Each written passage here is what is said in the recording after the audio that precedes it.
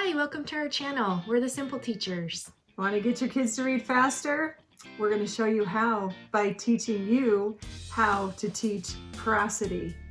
We're going to model some lessons for you, and you're going to be on your way to having faster readers. You're going to love it. Yep.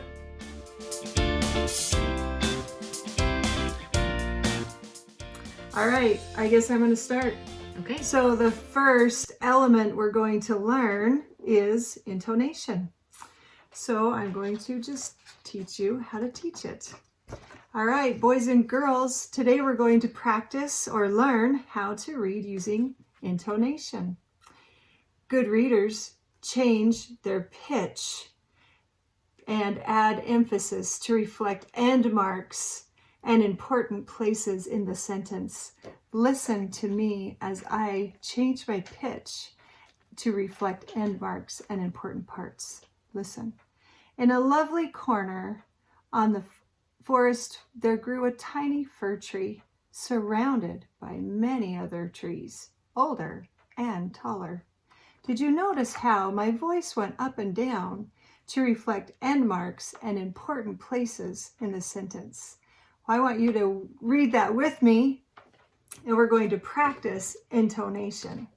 All right, now I would go on and do a read together and then practice it alone. I would do echo read, choral read, reread. We'd read on together, practicing changing our pitch up and down to reflect end marks. You can throw on a buddy read. Yes. And then they got to read it on their own. And it's all about our voice going up and down to reflect end marks and important parts. And that's all we do with intonation. And if you need a handy rubric, we have one. Go check out our description. The rubric is in our Let's Teach Prosody. Let's Teach Fluency, I'm sorry. Yes. Let's Teach Fluency. There's a rubric in there that can help you assess those students as well. Yeah. Well, the second prosody element that you can teach is called volume and stress. So here we go. I'll pretend like I'm teaching. Readers, today we're going to work on our voice, how it sounds with volume and stress when we read. So good readers read louder or softer to reflect the meanings of the story. So listen to my voice as I use volume and stress to reflect the meaning of the story. Okay, listen. In a lovely corner of the forest, there grew a tiny fir tree surrounded by many other trees, older and taller. Did you hear my voice, how there were parts I got louder and softer? Because those were parts of the story that I felt needed to be louder or softer. My volume changed. Then we could read together. They could echo read, buddy read, and then they could do it on their own. Yep. Focusing on volume and stress. Yes, very good. All right, now the next one that we will practice is smoothness. All right, boys and girls, good readers read like they're talking. They read nice and smooth, not bumpy like or rough like a robot. So listen to me as I read nice and smooth like I'm talking. In a lovely corner of the forest, there grew a tiny fir tree, surrounded by many other trees, older and taller. The little fir tree had one wish: to be tall. Did you notice how nice and smooth I was through almost all of that? So I rate myself, my students rate themselves. We have these little emojis, like a really smiley face. Well, it looks like we have one in our pack. We'll pull it out. Yeah. It looks like it's a really smiley face, kind of a smiley face, flat face, frowny face. So maybe we would rate Angie like a 3 because there's one spot you got a little choppy, right? So and maybe that's I need to reread that one more time. There we go. Because I got a little choppy right here. I kind of looked ahead and was looking at another word. Shoot. So let me do another thing. I'm going to give a non-example to a bumpy read, a robot read. In a lovely corner of the forest, there grew a tiny fir tree surrounded by many other trees, older and taller. The fir tree had one wish.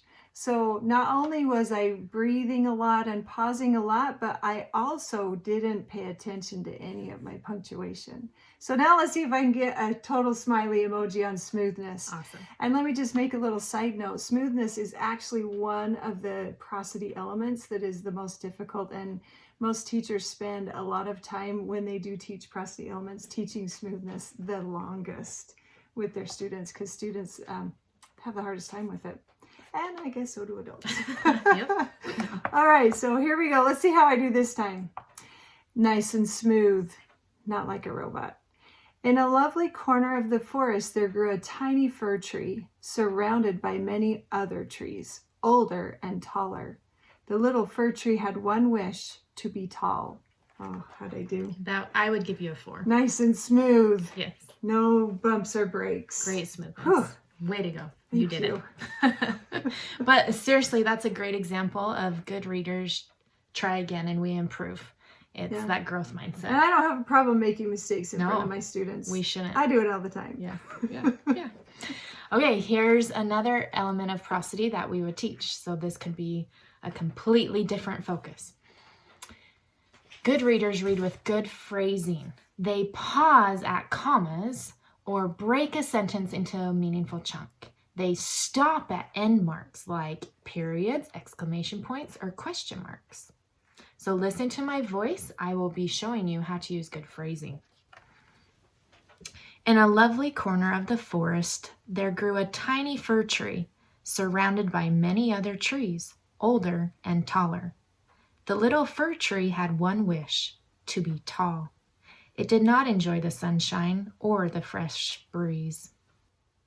My voice paused and stopped at commas and end marks and at meaningful chunks. Then we could read together. Yep. Echo read, Yep. buddy read. You get the gist. Use that gradual released. Yep, lots and lots of practice. All right, we're on to our last one, hardest one.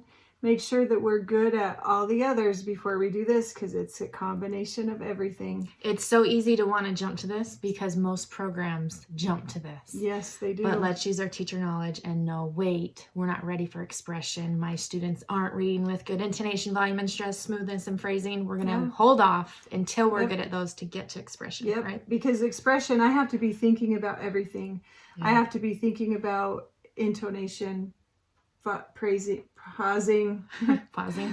and smoothness. And I have to think about also what is happening in the text. The comprehension piece comes into play here.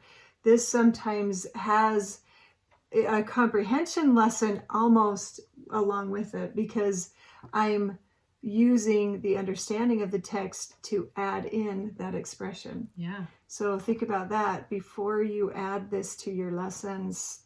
But I'm going to model expression for you. So expression, good readers sound natural, like you're talking. We have expression when we use all of the elements of fluency or prosody. So let's see if we can listen to me using intonation, volume and stress, smoothness, phrasing, all together for good expression. Here we go. In a lovely corner of the forest, there grew a tiny fir tree, surrounded by many other trees, older and taller. The little fir tree had one wish, to be tall. It did not enjoy the sunshine or the fresh breeze. Whew. Excellent.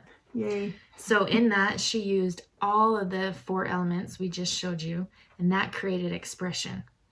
If there were dialogue, her voice might change a little bit more. Yes. If someone were talking at that point in this narrative book, Yes. but there wasn't. So it was a narrator voice, but even narrators use the prosody elements, right? Yeah.